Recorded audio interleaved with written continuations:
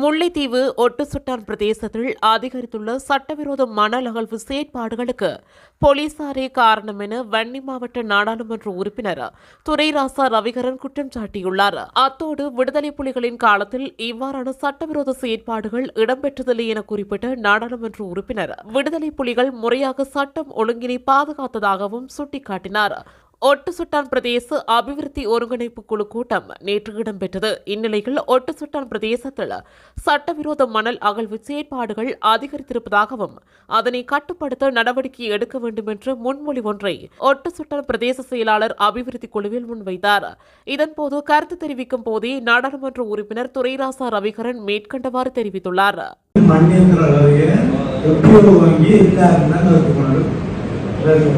சபையில் இருக்கிற பொதுமக்களும் சரி நாங்களும் சரி கொண்டு வரணும்.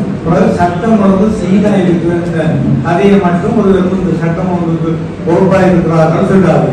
ஏனென்றால் சட்டம் ஒழுங்கு சீராக இருக்கணும்னு ஜனாதிபதியும் சொல்ற, அமைச்சர்களும் சொல்லுறோம், ஆட்சியாளர்களும் சொல்லுறோம், நாங்களும் சொல்றோம். சட்டம் ஒழுங்கு வந்து சீராக இது வந்து முற்று முழுதாக போலீசாரோட பிள்ளை யாரும் மறக்க முடியாது.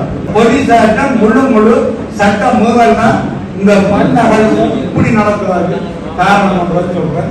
இது டிஎஸ்ஓடியும் நடக்கிறதில்ல, ஒருவர் நடக்கிறதில்ல, ஏதோ ஒரு விதத்துல இப்படி போகுது. விடுதலை புலிகள் கேட்கு யாரும் மறக்க முடியாது. இந்த கசிப்பும் இல்ல, கஞ்சாவும் இல்ல, சட்டம் ஒழுங்கு சீராக அவைய தன்னடத்தை பார்க்கணும். இது யாரும் மறக்கல.